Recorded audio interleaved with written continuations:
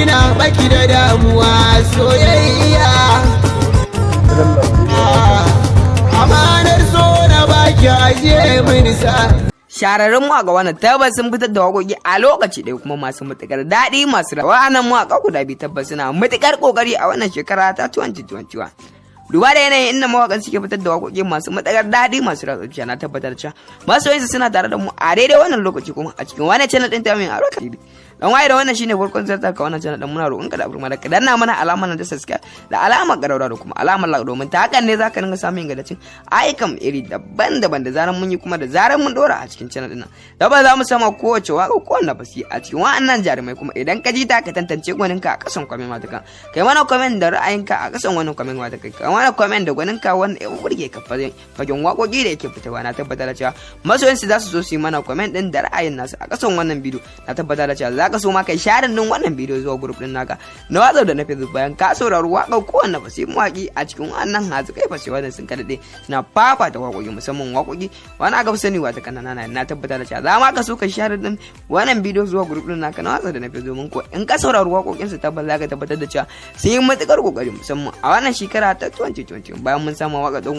kai mana comment da ra'ayinka a bisa wannan waƙa da muka samu a cikin wannan channel kuma kai mana sharing din wannan bidiyo zuwa group din ka na WhatsApp da na Facebook ba tare da mun ja bidiyon babara musu amma waƙar wata kan aure bai to haka zalika dan idan wannan shine farkon ziyarta ga kadan alamar subscribe da alamar ƙararrawa haka zalika zamu yi ya bayan haziki fasi wannan aka sani da waƙa ko wannan fasi na tabbata da cewa kai ma zaka so kai mana comment da ra'ayin naka a cikin wannan channel din ta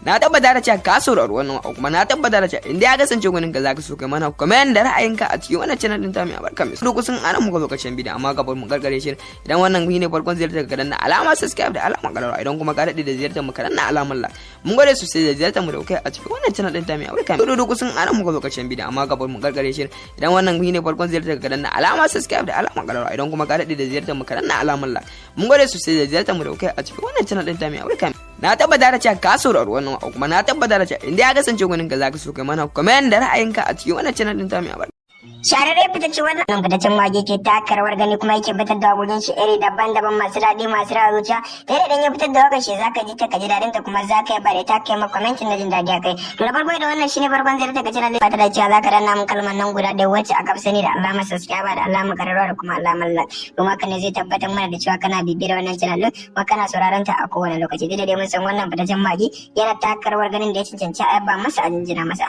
duba da wannan wage ke taka rawar gani kai kanka zaka iya mana share din bidiyon zuwa dukkan wasu wuraren ka watsa da na biyu domin ka tabbatar mana da cewa kana bibiyar mu kuma kana saurara dukkan wasu fitattun aika na mu da dai mun san za ku yi mana share din bidiyon zuwa dukkan wasu wuraren ku na watsa da na biyu domin haka ne zai tabbatar mana da cewa kuna sauraron wannan channel din kuma kuna bibiyar da mu a kowane lokaci tabbas za ka yi mana commenting da liking da sharing a cikin channel din domin ka tabbatar